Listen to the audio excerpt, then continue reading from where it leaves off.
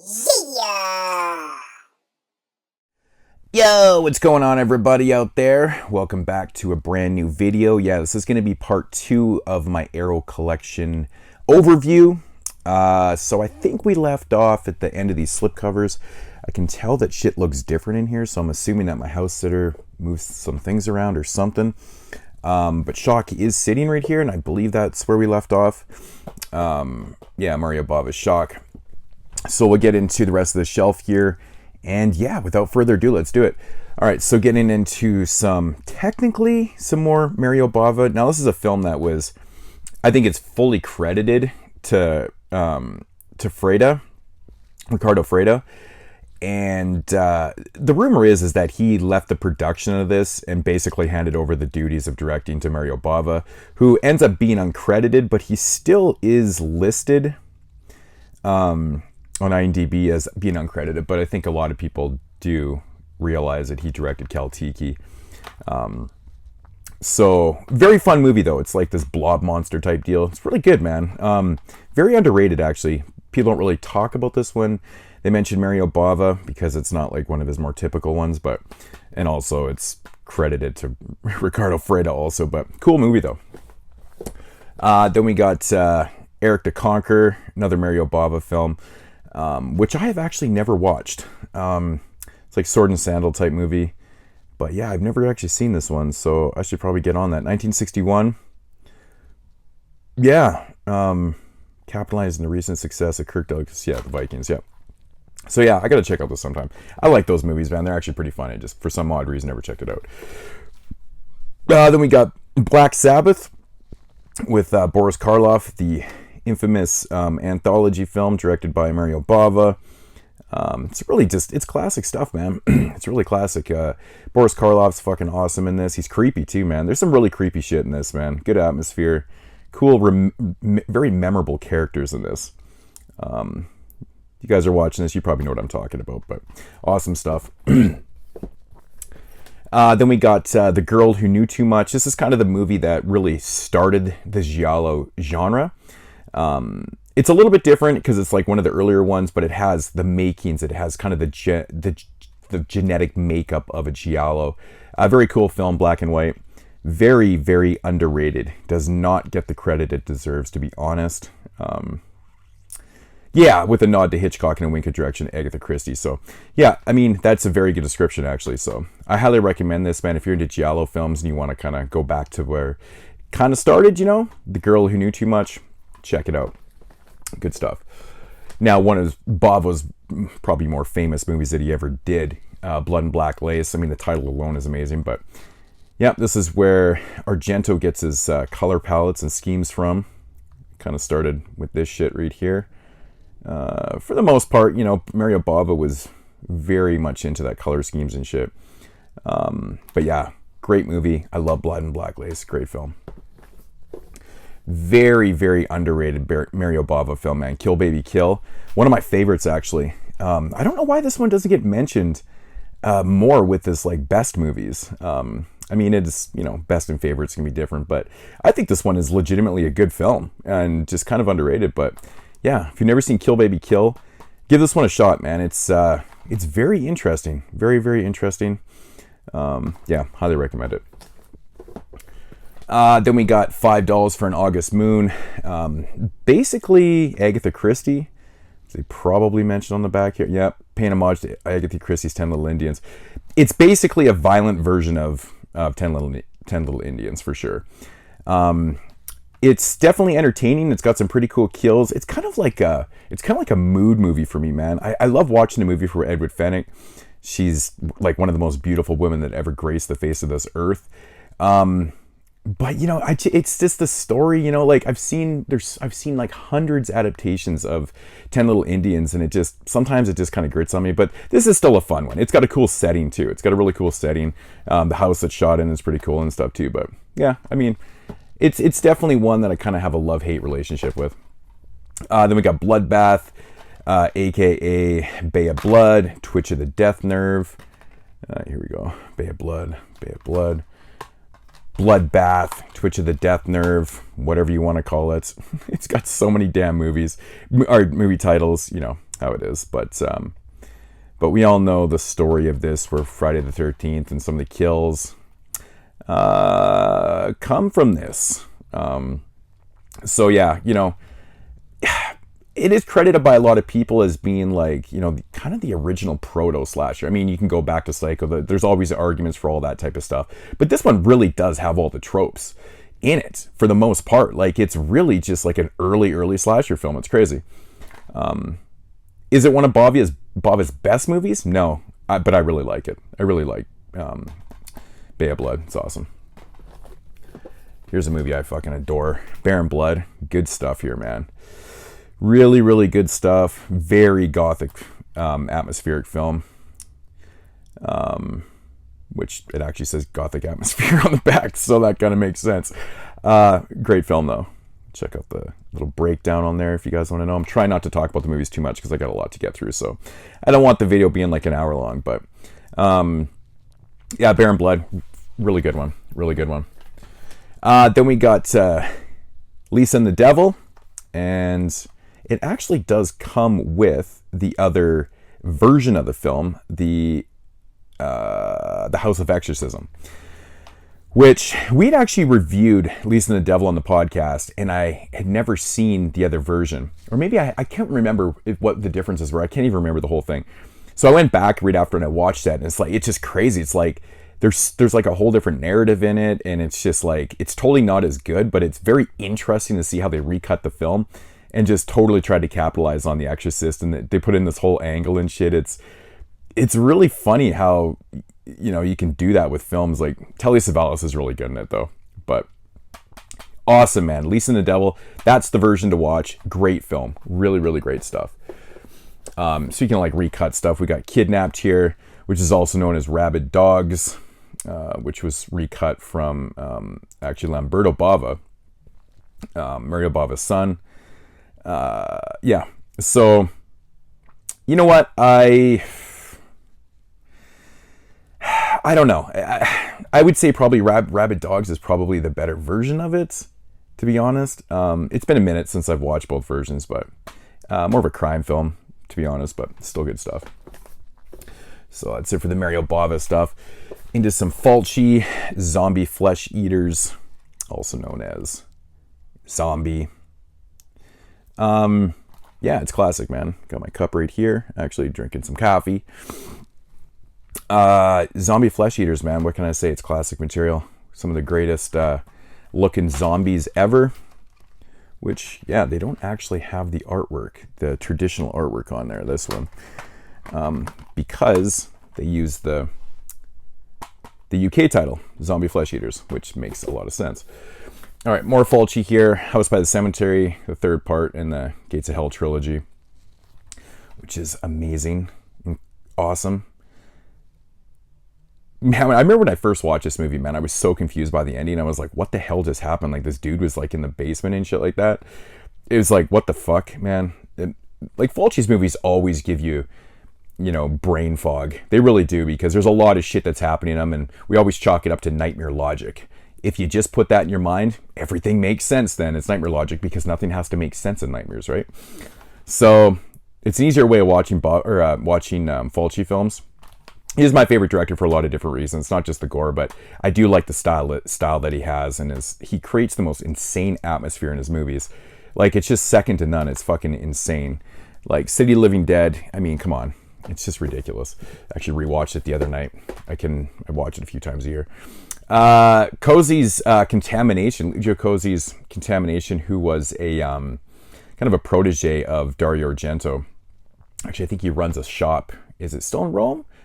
Is it called Deep Red? I think it's something like that. I could be wrong on the title, but it's something like that. But it's like a homage to Argento, and it's what he does now. He just runs his horror shop. Contamination, it's not really the greatest movie in the world. It's basically a James Bond movie, to be honest. We have honestly reviewed this one, and I think I might have mentioned that it's basically a James Bond movie, but yeah, it takes the premise of Alien, which how many movies haven't done that before, but it's fun, man. It's got exploding chests and shit. It's got some decent gore. It's got a great score from Goblin. Come on. Yeah, it's fun. So many people like get up. I don't know. People just take that one serious. They're like, no, man, it's not that. I'm like, well, it's basically a Bond alien movie. Come on, like, like what the fuck do you expect, man? It's just hilarious. Demons or Demonia. Lamberto Bava's classic. What can I say, man? I have so many editions of this, man. I really do. It's just ridiculous how many copies of this. Different companies release this, Synapse, Anchor, everybody's released this shit, man. But yeah, what can I say, man? One of my all-time favorite movies. Great soundtrack, great score. The kills are amazing. The setting's awesome. Everything about this movie is bang on. It's so good. It's so good. And Demonia 2, Demons 2, which is a film that, you know, it took me a couple watches back in the day to appreciate, and then I realized I really like horror movies set in like high rises or apartment buildings and stuff like that. It's very similar. It's got pretty much the same premise as the first one, but you know, and it brings back some of the actors are playing different characters and shit, which is kind of funny too. Asia Argento's in the film, Dario Argento's daughter, who's pretty young in the film at the time. But yeah, no, it's fun. It's definitely not as good as the first one in my opinion, but it's still a personal favorite, man. I absolutely love that movie. Speaking of personal favorites, man, City of the Walking Dead, Umberto Lenzi's Nightmare City, also known as Nightmare City, which is, oh man, I think City of the Walking Dead is probably a more appropriate title for it, because when you put in Nightmare City, I don't know, I feel like it kind of gives away what happens in the end. I mean, it's kind of ridiculous, but I fucking love this movie. I know my homeboy JP is not a huge fan of this. It's a personal favorite of mine. I can watch this movie all the time, man. There's so many great Italian films from 1980. It's just crazy. Another one from 1980, along with City of the Living Dead.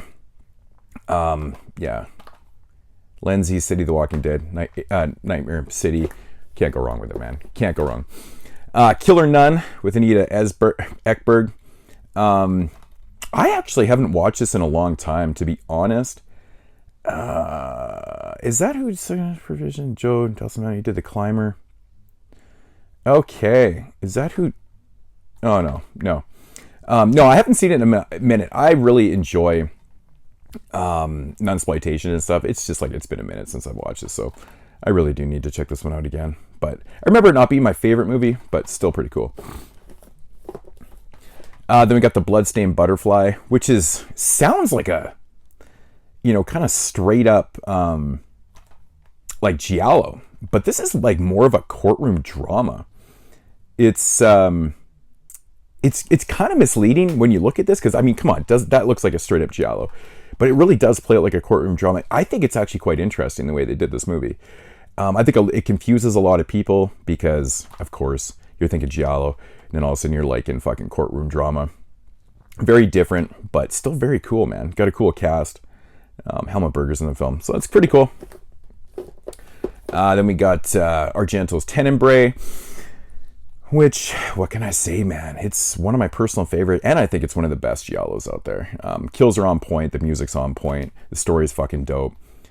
It just has such memorable scenes in this, man. It really does. There's so many memorable scenes, like a lot of Argento films up to this point.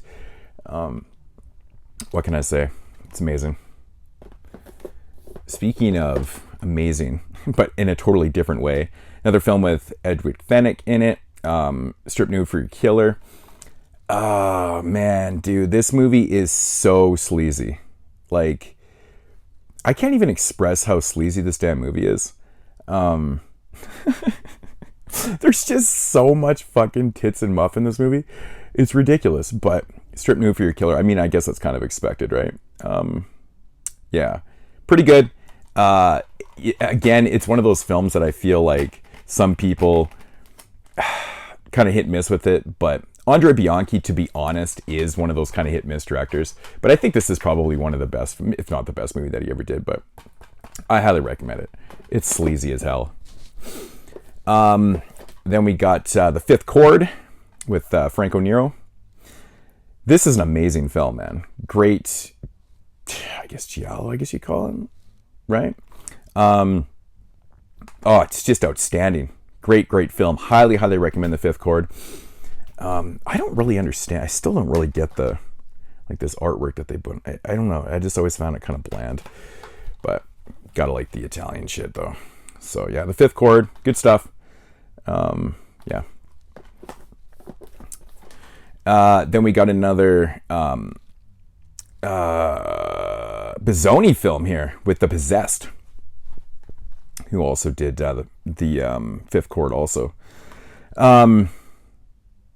Yeah, this movie is fantastic. This is an underrated movie, in my opinion. I don't hear a lot of people talk about this one. I don't know why, but I think this one is just fantastic, man. Really cool premise, executed beautifully. Highly recommend this, man. Really, really good. So, yeah, man, if you're a fan of the Fifth Chord, man, you've never seen this shit, which I feel like a lot of people haven't. It's good stuff. We got Massimo Dallamano's What Have You Done to Solange? First part in a trilogy. Fantastic movie. Really, really great giallo. So much good stuff happening in this one. Great mystery. Really, really good mystery. I love the way this one unfolds, man. Yeah, it's really good stuff. And then we got the sequel. What Have They Done to My Daughters? To Your Daughters. Good stuff. Yeah. And then the third one, I think it's supposed to be an official film.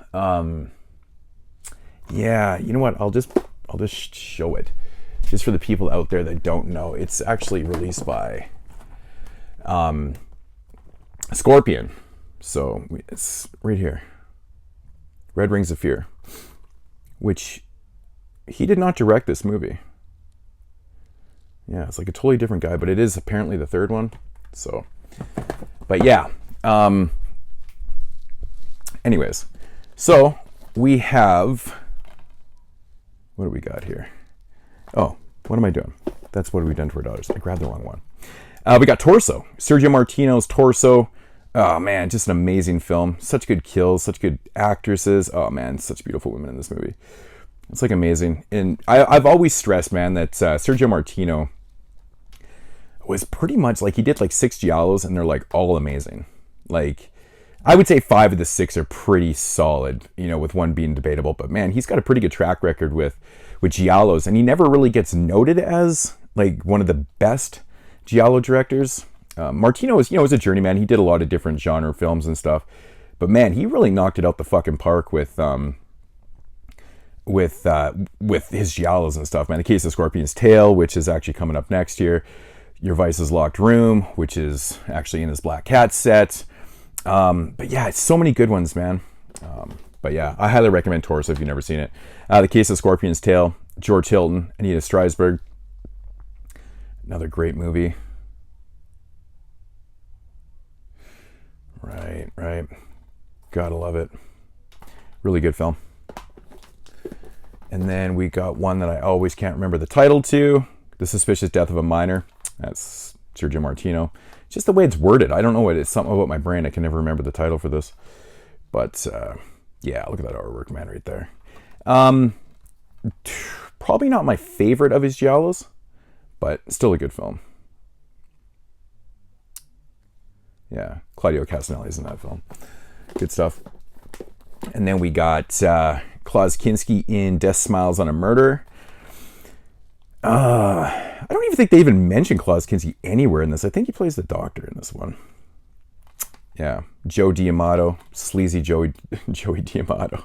This is a pretty cool film, though. It's like, that's a good example, like Gothic horror giallo hybrid. Totally, that's exactly what it is. It's pretty cool. Everything with Klaus Kinski, man, is just so watchable, man. The dude's just like a presence on the screen, so you got to check it out. Pretty cool. Then we got The Pajama Girl Case, which is a totally like a bizarre movie, man. Yeah, this one right here, I feel like this isn't for everybody. I don't know. I got to rewatch this one, man. I'm not even 100% sure how I feel about this movie, but it is a cool film though, but it definitely needs a rewatch. It's been a minute since I watched it, so. Oh yeah, and then this one right here, you think I can never remember the title of this? The Iguana with the Tongue of Fire. Come on, so long. You can't expect me to remember every damn title, can you? Yeah, no, good film. Actually, really good film. Where's the artwork? Yeah, here we go. Also directed by Ricardo Freda, who we talked about earlier. This is actually a really good film. Like, really good film. I highly recommend this one. But yeah, he didn't pass off the directorial duties to anybody in this one. Good film. Yeah. And then we got some Double Face with Klaus Kinski. This one is all right. I wouldn't say this is one of the better ones. It's still worth definitely watching for Klaus Kinski. Like I said, everything with Klaus Kinski's worth watching. Also directed by Ricardo Freda. Here's the artwork you're going to get. Yeah, I would say Iguana is definitely a lot better than this one, but still pretty cool. This one is a little bit predictable, to be honest. But it is what it is. Then we got the Luciani or Colli film. Why am I... Oh yeah, the Forbidden Photos of a Lady Above Suspicion. Yeah, like you can ever remember that one too. I literally, everybody I watch talk about this film can never remember that title. Here's the other films that Ercole did. Death Walks Twice. Man, both those films are fantastic. And this is another really great film too. Highly recommend this one. Oh, yeah. Fuck, man. That's like a great trilogy, even though they're not a trilogy. But really good stuff. All great films. Who Saw Her Die with George Lazenby, who was a one-time James Bond. Anita Strasberg again. Yeah, Who Saw Her Die right there. From Aldo Lado. Yeah. This movie has like such a repetitive score in it, but you know, it is what it is. I think actually On Her Majesty's Secret Service is such an underrated Bond movie because it's the one where Bond gets married and his wife dies, and it's kind of an interesting narrative. And Lazenby only did the one movie. It's kind of crazy. Yeah, so I still like this movie. We reviewed it on the podcast. I think it's pretty cool. Check it out. Continue along with the Italian... Oh, yeah, if you guys haven't noticed, this is all Italian stuff. I mean, if you're just picking up on that, then woo. But yeah, anyways, not this whole shelf isn't, but we got the Giancarlo Santi film, the Grand Duel with Lee Van Cleef, one of my all-time favorite actors. Fuck, man, Lee Van Cleef he makes everything better. Like, literally everything. The guy's look is just second to none. He's amazing. This is a fun film. Really fun film. Speaking of amazing films, Day of Anger with Lee Van Cleef. So good, man. So good. And the score, I believe, is... it is Riz Orlini, yep. Yeah, this is like the music. I think this edition actually comes with a soundtrack, too. That's why it's so heavy. Yeah, it's a great score, man. Oh, Lee Van Cleef is just fantastic in this movie. I couldn't recommend this enough. You really got to check this out. If you like spaghetti westerns. Then we got Cemetery Without Crosses, another really great film. I want to rewatch this film. I watched this years ago when I picked up this Blu-ray, and I just need to check it out again. I just remember, I think it's pretty damn fucking violent from what I remember. But yeah, Cemetery Without Crosses, what a dope title that is. It's amazing. The giallo Giuliano Gemma films. Pistol for Ringo and the Return of Ringo. Man, I can't fucking talk. These movies are okay. They're a little bit too comical at times for me. I'm not like the hugest fan of the really comical spaghetti westerns. I do like some of them. Some of them get on my nerves a little bit when they get a little bit too goofy and stuff. But it's not a bad double feature, man. It really isn't. Who's the chick that stars in... Oh, I don't know if her name's on here. I think she's in both of them, if I'm not mistaken. Oh, here's somebody rolling by, bumping some whatever the fuck that was. Oh, shit, I can't remember the chick, but yeah, she's really hot. Yeah, thanks for that info, right? Django Prepare a Coffin, directed by Fernando Bali, who did also the next movie. And I picked up Coming At You, actually, recently. If you're watching this video before my new update, it'll be in there, or you already saw it or whatever. But I've always wanted to see Coming At You. It's another spaghetti western that he done. And I'm a big fan of this movie. It's, just one of the Django ripoffs, but super, super fucking fun shit, man. Yeah, I'm a big fan of like all these Django ripoffs and stuff. Here's the other one. We're talking about Texas Adios with Franco Nero. Great film. Yeah. So I highly recommend this one also. So I'm really hoping that Coming At You is along the lines. I feel like Coming At You might be a little bit comedic. Somebody let me know if you guys have seen it down below. I'm not sure. It just seems like it's going to be comedic, which I hope it isn't. I don't know. The cover kind of stresses that it might be. Kioma with Franco Nero. Yeah, I mean, what can I say about Kioma, man? It's just, it's classic. It really is fucking classic, man. Yeah, so Enzo G. Castellari film. Castellari's done so many great films, man. Like, so many great films, so many different genres. Requiescent, Carlo Luciani, is that how you pronounce his name? I think. I've actually never seen this. I've never watched this one. I really need to check this out, because he also did the next film. So let me know if you guys have checked this one out. Don't know why I haven't watched that one. It's like the odd movie in here that I haven't seen. Wake Up and Kill, very cool film. It's kind of like more like a Euro crime film from what I remember. Yeah, I think it's like more like a Euro crime. But yeah, I also did this one too, which is pretty cool. Oh shit, here's actually another movie I haven't watched yet, The Climber. I know this is like a Euro crime film. Shit, man, I completely even forgot I even had this shit. Guess that's the problem when you have so many damn movies, but I don't miss too many. I do watch a lot of my shit. Yeah, no, this one after shooting favorite call. Oh shit. All right, so okay, but yeah, it definitely is like a Euro crime film. Let me know if you guys have seen it down below. All right, so that's getting out of the Italian stuff. Anyways, into I guess we're going to Greece. With some Nico Mastorakis. Island of Death, the classic, video nasty. What can I say, man? This movie is an all-time favorite. I showed the DVD off way in the first video. It's just classic shit, man. If you've ever seen this movie, you know exactly what I'm talking about. There's some crazy-ass scenes in this. It's a bizarre film. It really is a bizarre film. Nico Mastorakis is an interesting director. He's done some really good shit. Oh, fuck. Here we go again. I actually haven't watched this one either. I just picked this one up a few months back. Death Has Blue Eyes. I believe it is a gripping paranormal action thriller with shades of giallo from the director called Classic. Okay. All right. So yeah, that's what I kind of figured. I heard someone talking. It may have been Explosive Action or it was Extra the Mutilator. I can't remember. Somebody was talking about this movie and they said it wasn't quite a giallo. It was more, yeah. So it does make sense. So I got to check this out. I love this artwork, man. It's just fantastic. Good stuff. Continue along with some Nico Mastorakis, The Zero Boys, which is such a damn fun movie. It's like a blend of like action and horror, and oh, it's fucking sweet. Torture porn, Horrors of Hostel and Saw. Huh, they actually put torture porn on the back of this. That's crazy. Highly recommend The Zero Boys. Super, super fun movie. Speaking of great fun movies with a great cast, with George Kennedy, Brian Thompson, and Oliver Reed, like Hired to Kill. Look at this artwork. Like, come on, more Nico Mastorakis. I'm a huge Oliver Reed fan. I absolutely love Oliver Reed. I love George Kennedy in Death Ship too, man. He's so fucking good in that. Yeah, you can. I mean, Brian Thompson's fucking awesome too. But what a cast! What a cast! Good shit. And then we got the very atmospheric. I love the location of this film from Nico Mastorakis. The Wind with Meg Foster, as you can tell, her eyes are amazing. I really enjoy this movie. I think it's interesting. It's intriguing. It keeps you interested through the whole thing.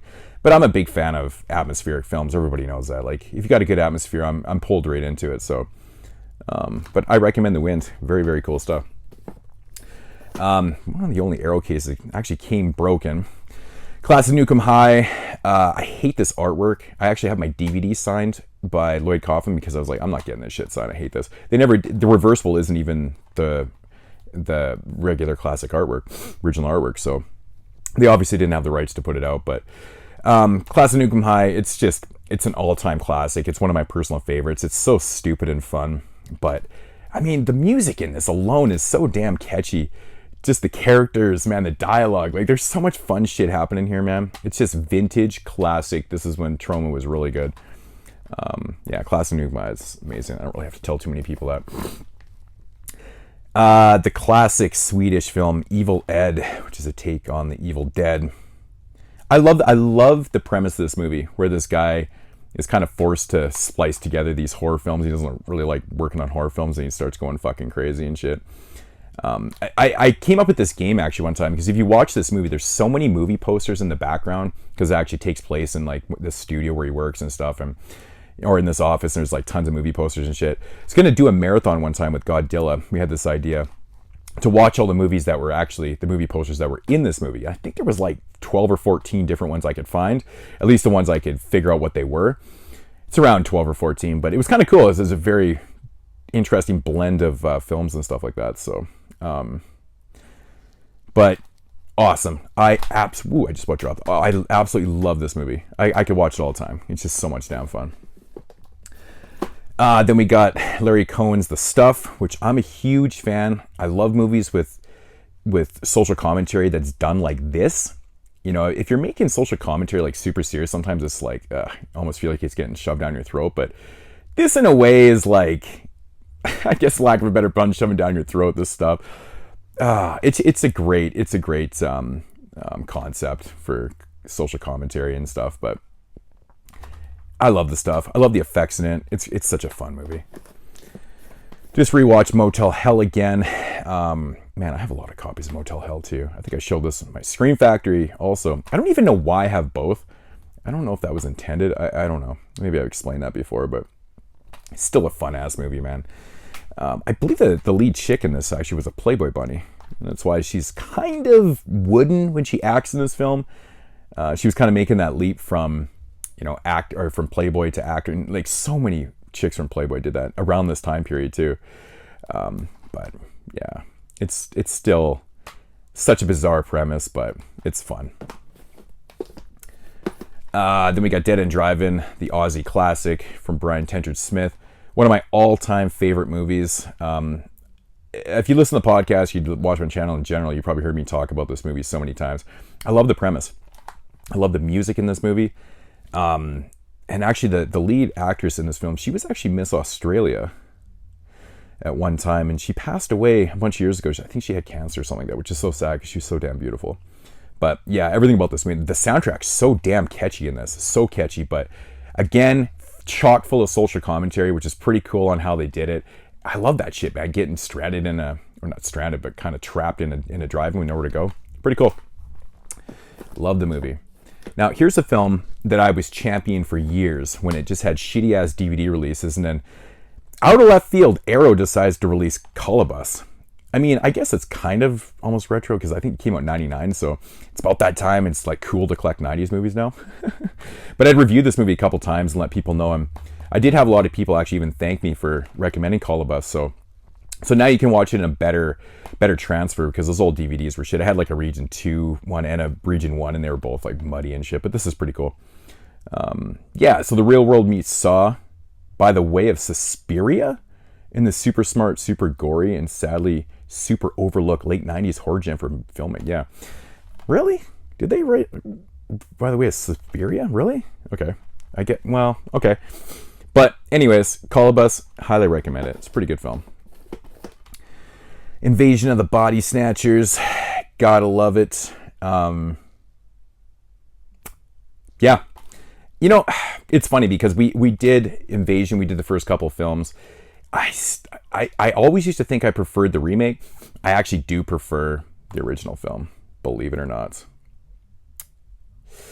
But yeah, I mean, it's still a brilliant film. It really is. But something about the original, man. I just really do appreciate it, you know, especially after doing that kind of comparison. So.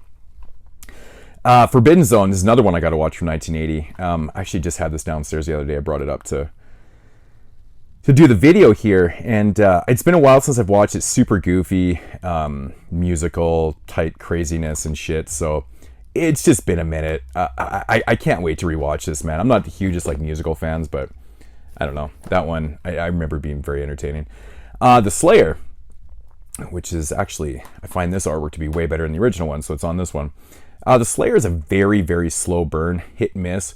Me and Dylan, we watched this movie super late one time doing a 24-hour, and it like pretty much put us to sleep. So never watch this at like 4 a.m. after watching movies for like fucking 18 straight hours. But you know, it has its moments. It's atmospheric. It's a little bit slower, but it's kind of cool. You know, I don't hate this movie by any means. I don't think it's one of the greatest 80s films by any means, but it's still cool. The setting's awesome. I love the island shit. Here's a movie that's hella underrated. think I showed this in the Scream Factory too, but White of the Eye, awesome movie. Yeah, you got to check this out. It's really, I don't know why. I mean, I hadn't seen this movie until it got released. I don't know if Scream Factory or Arrow put it out first, but I'd never seen it myself, so until a few years back. But I really, really enjoyed the shit out of this, man. Good movie. Yeah, is that when such an equal score written by Pink Floyd's Nick Mason. That's right. Yeah, music's cool, man.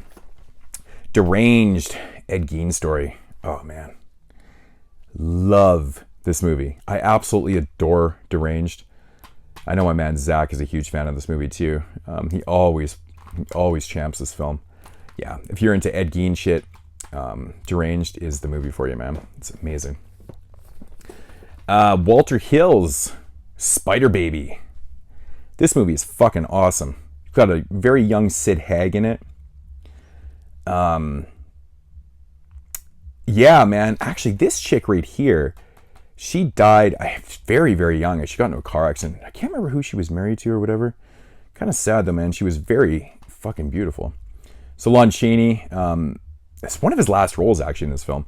Very bizarre film. This is a very early review we did on the podcast. I've watched this movie a couple times since, but it's just such an interesting story of these girls and like what it is. If you've never seen it, I don't want to give it away, but it's awesome.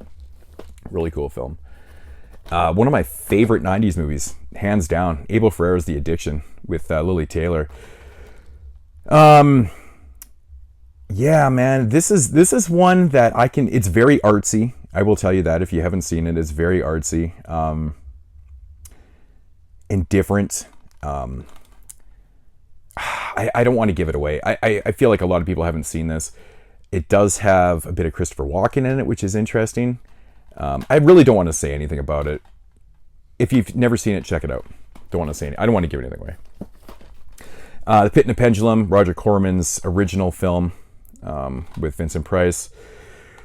I honestly, I rewatched this recently and I really enjoy it. It's fun. I like Stuart Gordon's version too. I think Stuart Gordon's version is actually amazing. Oliver Reed just bats that shit out the park, man. It's like so, his performance, you can tell he's shit-faced and it's hilarious. The Pit and the Pendulum, good stuff.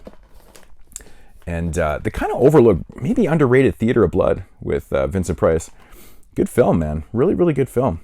You know, this is one that's, you know, I've always dug. Vincent Price is my favorite actor, and, you know, I feel biased sometimes I talk about his films, but there is one that I like more than others, but this is a cool film. I think this is rad. Oh, and then we got the amazing, amazing Slugs from the director who did Pieces. I always forget his name. Juan Piquer-Simon. I don't know. Probably just butchered the shit out of that.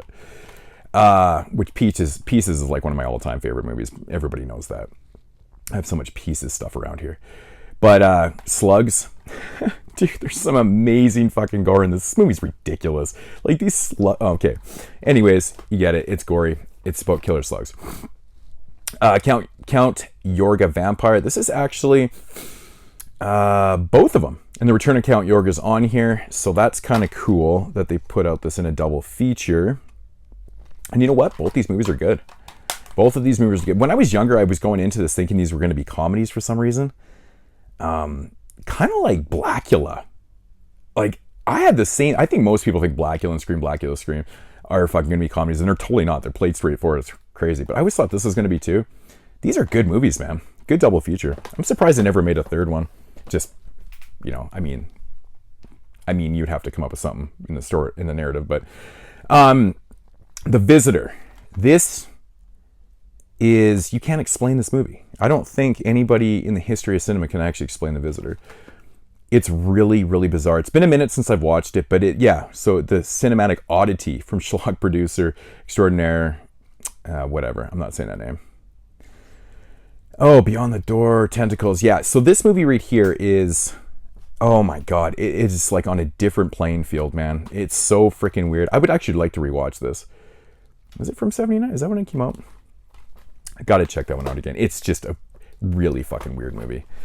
And last up for this shelf is going to be Chud. Cannibalistic Humanoid Underground Dwellers. You know, I've always thought that the artwork is better than the movie. You know, the problem with Chud is like sometimes less is more when you see monsters in movies and stuff like this one right here. I feel like that doesn't work for this film. I think you need to see the monsters more. The underground dwellers, you just don't get to see them enough, and it's kind of like you kind of wait and wait and wait because you're very curious. I mean, it's called Chud, for fuck's sake. Cannibalistic humanoid underground dwellers. Come on, give us the creatures, for fuck's sakes. But anyways, yeah, that's Chud. And okay, so I did keep it under. My goal was to keep this under 45, and it's 40 minutes, so I did a good job without talking about the movies.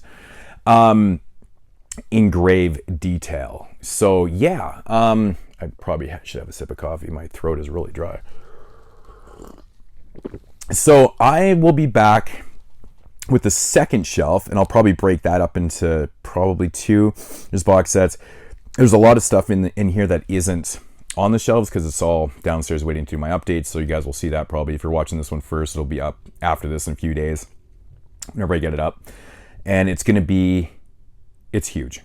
So anyways, guys, if you guys enjoyed the video, give it a thumbs up. If not, give it a thumbs down. And leave comments down below. I like to hear from people, your thoughts on the movies. If you do have any more information on the film stuff, like I said, like I kept everything very, very basic. I didn't try to go into actors and actresses. It's just, it takes too damn long to go through this stuff. People know that.